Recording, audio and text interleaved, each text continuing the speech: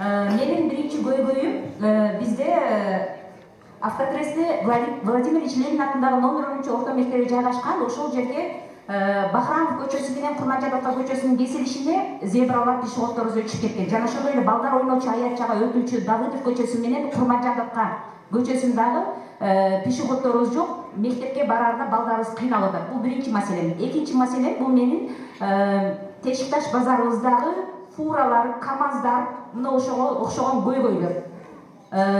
Фураларыбыз келет, эртең менен КамАЗдарыбыз келет, асфальттарыбыз уже жарака кетип баштады, жана ошондой эле лотокторубуз да уже бузулуп, жараксыз боло баштады акырындап. Себеби алардын полнасы аябай оор жүктөр менен келишет экен. Анан үчүнчү маселе маи кызматкерлеринин үстүнөн дагы сиздерге арыз менен кайрылам деп турам. Инстаграм баракчаларга, Фейсбук баракчаларына да түздөн-түз сиздин баракчаларыңызда жазып турам. Маи кызматкерлери келет, эртең менен келет, жыйноосун жыйнап, чөтөктөрүнө салып, толтура кылып кетишет. Мына ушундай көйгөй. Ушул нерсеге карап, сөзсүз маи кызматкерлеринин да үстүнөн көзөмөлгө алып коюңуздар, мен сиздерден өтө суранып кетермин. Бизде барбы акча бөлүнгөн, карап туруп мектептин астында зебралар өчүп кетсе, аны жасап берилген. Тешикташтагы тыгын боюнча айтып бердим, мен базардын келечеги кандай кылабыз. Эми гаилер боюнча ачык айттыңыз, сизде дагы жүрөк бар экен, рахмат эжеке. Мурат Саниев турат, жазып алды. Мына бүгүн прокурорго да рахмат, келип бүгүн убактысы бар экен, ушу элдин көйгөйүн угайын кабинетте отура бербей, мен дагы угайынчы элден эмне проблема экен деп азыр өзүнө тиешелүү маселелердин бардыгын жазып турат. Мыйзамдуулук менен күрөшө турган ушу прокуратура. Мен дагы мыйзамды бузсам, мен менен дагы ачык айтып талай нерсесин мыйзамды буздуңуз, жооп бериңиз дей турган мамлекеттик орган ушулар. Менимче жазып алды, жыйынтык чыгарат деген ойдобуз. Отур начальник ГАИ каякта?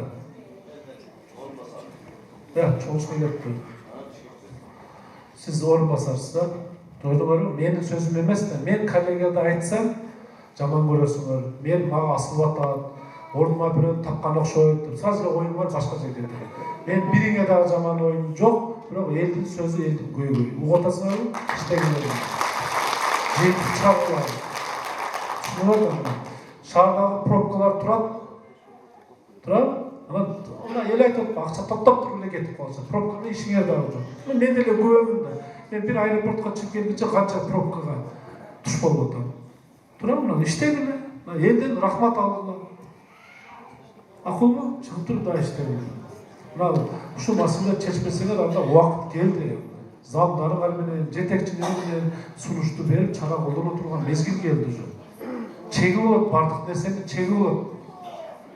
Түшүнүңөрбү? İştesek işteyip, iştemesek özümüz getip ürünlerimiz. Solga cavuşmayın. Ama elden alıp atmanın kısmını gördüm ben de. Burasını. Şurada, kararlarına. Ana birimizni maqtab oturup, oğa dep koyup жазып alıp getip problema çekişkende olmaydı. İşteş керек. Elдің сынына қалған өте жаман нәрсе. Айтып атат барды. Ачык айтты, буга эркерээк айтканга.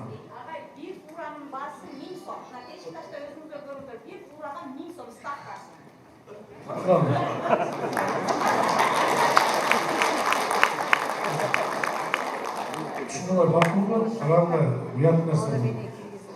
Егер мен отырып алып, гаилерден чай көтөртүп, же болбосо дойлалатып болмосо, анда мага да алгыдай.